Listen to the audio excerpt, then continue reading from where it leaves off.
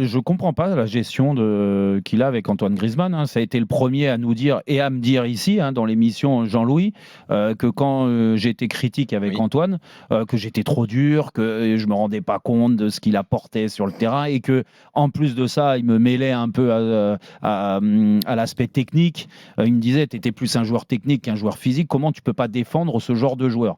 Donc, il m'a fait réfléchir sur le coup, et c'est vrai que je lui dis peut-être qu'en effet, je suis trop dur sur ce que je demande à Antoine, qui pour moi faisait partie des meilleurs joueurs du monde. Donc, automatiquement, t'attendais que les stats, elles tournent, que ça soit des ballons de but, des passes décisives ou des buts. Et c'est vrai que le compteur avait du mal à tourner par rapport à son positionnement. Mais une fois que tu as dit ça, quand tu vois que cette période qui n'était pas bonne d'Antoine Griezmann, il a toujours eu la confiance du sélectionneur, une confiance aveugle, limite plus qu'une relation de travail, c'est une relation amicale, ça dépasse tout, et encore plus avec ce titre de champion du monde. Donc j'imagine quand même que la relation, c'est toujours la même aujourd'hui. Et vu que c'est la même, je ne comprends pas en effet le choix qu'il a eu d'écarter Antoine dans une période où en effet, depuis le début de l'Euro, il n'est pas bon, mais par contre, il a fait une excellente année en club et même en équipe de France. Donc pourquoi tu vas lui faire payer les 2 premiers matchs qui sont pas très bons de sa part, sachant qu'il y a d'autres joueurs qui l'ont entouré et qui n'ont pas été bons non plus. Donc c'est un peu fort de café de tout mettre sur lui. Tu vois, à l'arrivée, il l'a fait payer contre Le troisième match contre la Pologne. Là, tu vas le remettre, mais tu l'as affaibli parce que j'ai vu juste l'entrée d'Antoine et qui est pas bonne. Alors, est-ce que c'est un problème physique, comme le dit Jeannot? Est-ce que c'est un problème technique? Est-ce que c'est un problème tactique? Je ne sais pas. Ce qui est sûr, c'est qu'en termes d'état d'esprit, il a pris un coup derrière le carafon sur le fait d'avoir été écarté. Est-ce qu'en l'espace de 6 jours, il arrivera à se remettre la tête à l'endroit, sachant que s'il a la tête de travers sur le match contre la Pologne, automatiquement, c'est que la relation avec Didier, elle est moins bonne aujourd'hui. Donc en quelques jours, c'est possible parce que Didier arrive à trouver les mots très souvent et redonner confiance à un joueur comme Antoine Griezmann. Mais je vais te dire, moi, je vais aller plus loin que ça. J'espère que la tête, elle va être à l'endroit, que physiquement, il va retrouver ses jambes, son efficacité, parce que pour moi, ça va être compliqué contre la Belgique. Mais si en plus de ça, on se prive d'Antoine Griezmann dans le côté efficacité et côté décisif sur le match de la Belgique, mais je pense qu'on est mal. On est très mal parce que ça peut jouer sur des détails et ça peut jouer sur des coups de pied arrêtés. Et là, pour reprendre la défense d'Antoine Griezmann, quand je vois qu'il ne prépare pas forcément les coups de pied arrêtés avec le staff, l'équipe de France, et ça se voit quand tu fais tirer Dembélé ou Mbappé qui tire le corner au 4e poteau, tu te dis qu'il ne les travaille pas plus que ça. Et que le seul, et c'est déjà arrivé, et souvent à la Coupe du Monde 2018. Ça avait été une discussion, puisque je considère que Griezmann est l'un des meilleurs joueurs de tête, pas le plus grand, mais dans le timing, est l'un des meilleurs joueurs de tête, en tout cas des milieux de terrain et des attaquants français, et que vous vous rappelez que nous avions eu une discussion là-dessus. Il ne pouvait pas en même temps étirer les corners et les reprendre. Vous m'aviez interdit que ce soit quelqu'un d'autre, et notamment Kanté, qui tire les corners. Bon, chacun voit ça. Vous me l'aviez interdit, donc je me suis plié à votre souhait, à votre désir. Non, mais là, sur Griezmann, il paie les deux occasions qu'il manque le match précédent. Donc c'est injuste. Contre les Pays-Bas? Mais bien sûr. Donc c'est injuste. Ah bah c'est grave alors. Jean-Michel. Ah ben non. Ah mais moi je crois pas, Pascal. Je ne crois pas Coco. Pas toi, Jean-Michel. Toi. Pascal. Pascal Olmet. Pascal. Oui, je connais pas. Mon ami. Je ne crois pas qu'il n'y a pas de coïncidence. Non, deux. Pascal, mais c'est pas possible. C'est pas possible. Attends. Alors, si c'est pas possible, laisse-moi. Tu peux pas m'empêcher d'imaginer, de penser. Je me trompe peut-être, Pascal, et tu essaieras de me le prouver. Mon ami, je t'empêche rien. Mais tu peux pas m'empêcher de penser que après qu'il ait manqué 2 occasions immanquables pour beaucoup et absolument immanquables pour Griezmann.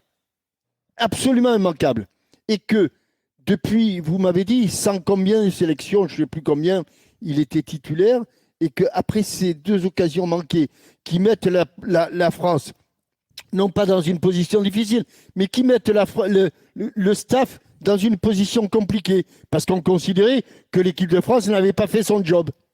N'avait pas fait son job contre l'Autriche et les Pays-Bas. Contre les Pays-Bas, là, en l'occurrence, contre les Pays-Bas.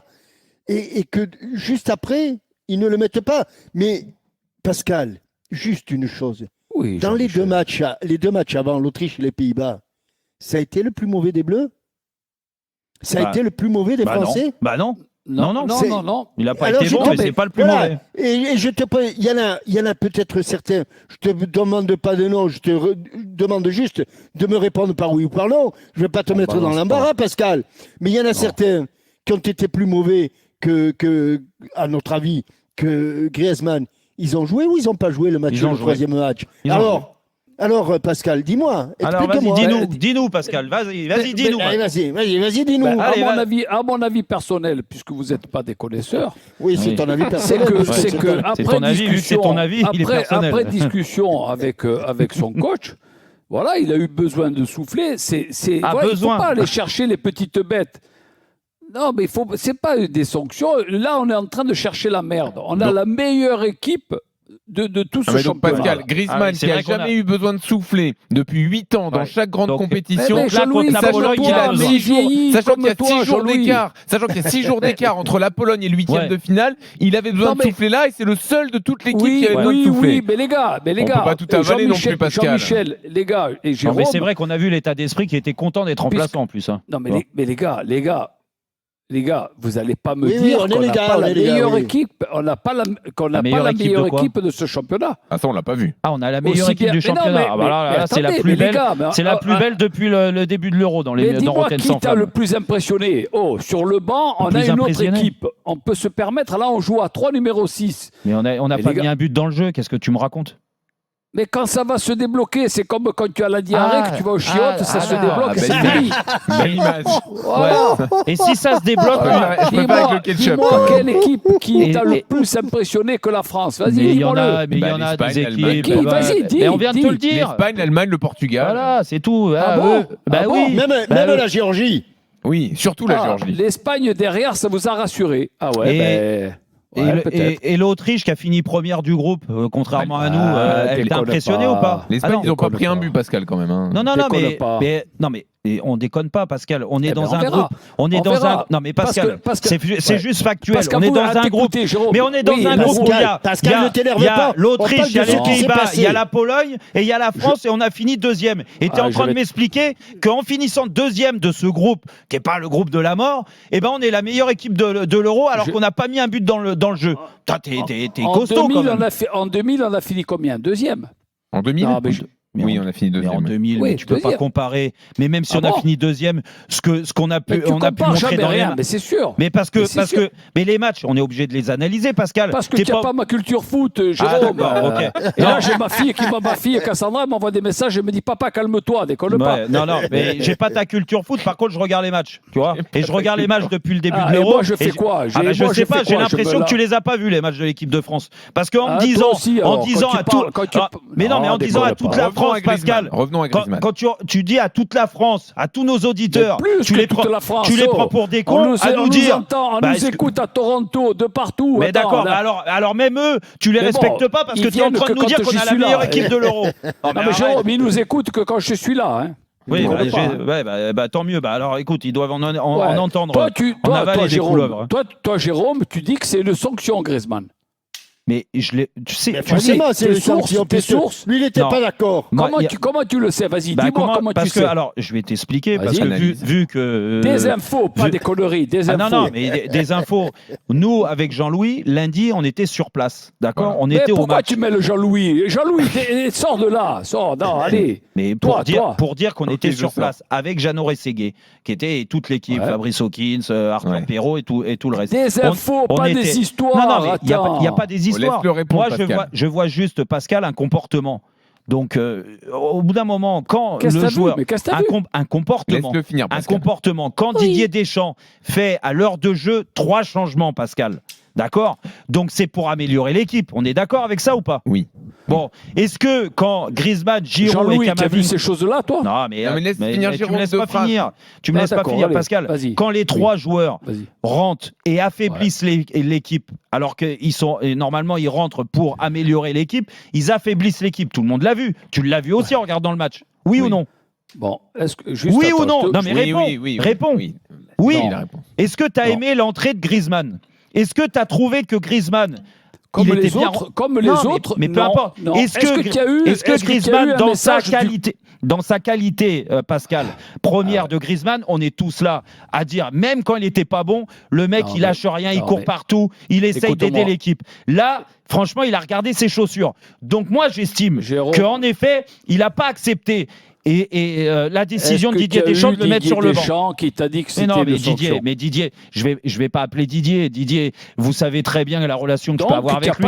Je vais pas me servir de la relation que j'ai avec lui pour essayer de lui tirer les verres de nez. C'est du ressenti. Il n'y a pas d'infos, c'est du ressenti. Non, mais attends, mais d'accord. Donc toi, Pascal, donc tu as des infos quand même. Non mais Pascal, tu as des infos. Je balance pas. Griezmann n'était pas content d'être remplaçant, c'est sûr. Ça s'est vu sur le terrain. Jean-Louis, attends, parce que là, Pascal nous dit je balance pas, peu importe. C'est pas que tu balances ou pas. Tu es en train de me dire que je dis de la merde comme Jean-Louis, c'est-à-dire que moi je dis que c'est une décision, une punition, et toi tu es en train de me dire que c'est en accord entre Griezmann et Deschamps.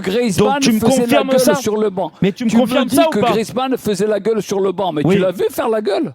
Non, je l'ai vu. Mais je l'ai vu. Alors déjà oui, et on l'a vu quand il est rentré aussi. Je l'ai vu quand il est rentré. Et d'autres choses.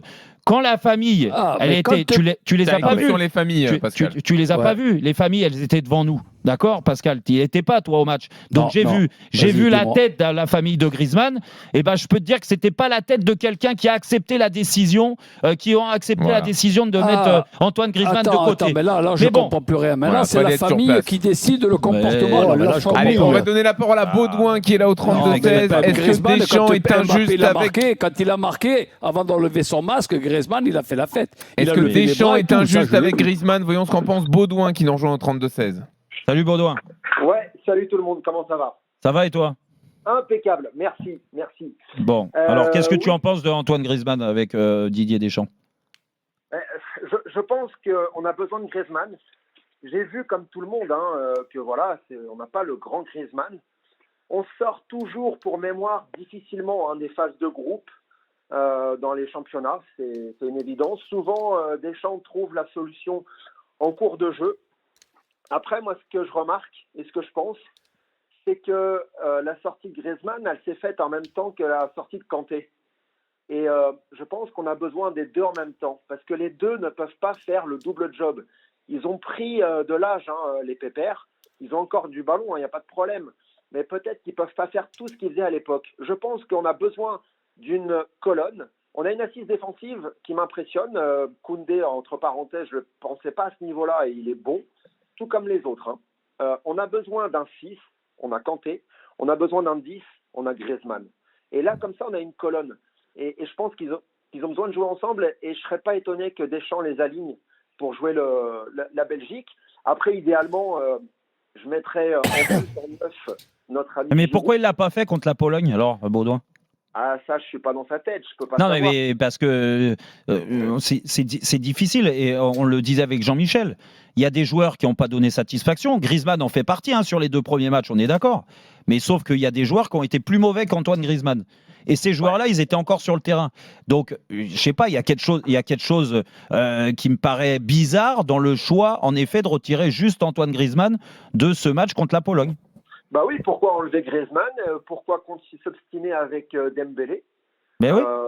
Pourquoi après, bon, il peut y avoir... Et puis Baudouin, je te coupe, excuse-moi, mais quand tu me parles de Griezmann, comme quoi il peut plus faire les efforts d'avant. Oh, Griezmann, il a que 33 ans, les gars. Il n'a pas 38 ans. C'est pas Cristiano Ronaldo, c'est pas Olivier Giroud. À 33 ans, et on l'a vu encore, et surtout sous les ordres de Diego Simeone, je peux te dire qu'ils en font des efforts sur le terrain. Ils courent beaucoup. Donc, je pense pas que ça soit un problème de course, de volume et tout ça. Et comme Kanté, on peut me dire ce qu'on veut, il joue en Arabie Saoudite, mais Kanté, tu le dis qu'il joue numéro 6. Mais Kanté en équipe de France, là, il joue pas numéro 6. Hein. C'est un vrai milieu relayeur. Il est un peu partout, Kanté, on est d'accord. Il est 6, 8 et 10. Il se projette tellement. Mais je pense que c'est trop de lui demander de se projeter à tort et à travers. Après, pour revenir à ce que tu disais il y a 2 secondes, avec Simeone, Griezmann qui a 33 ans, il y a aussi un autre truc, c'est la forme du moment. Il est dans quelle forme en ce moment? Comment jouer avec le meilleur du Griezmann possible? Quelle est sa zone de génie, en quelque sorte, si tu préfères? Moi, je pense que Griezmann, son génie, c'est la passe. En 10, qui distribue à c'est vrai. Mbappé, s'il arrive à remettre la tête à l'endroit, Mbappé, parce que pour moi, il a la tête à l'envers, je ne sais pas ce qu'il a. Ils ont tous la tête à l'envers. Oui, c'est ça le problème. J'ai l'impression qu'il n'y en a pas beaucoup, qui sont tous arrivés avec les boîtes et pas avec les chaussures.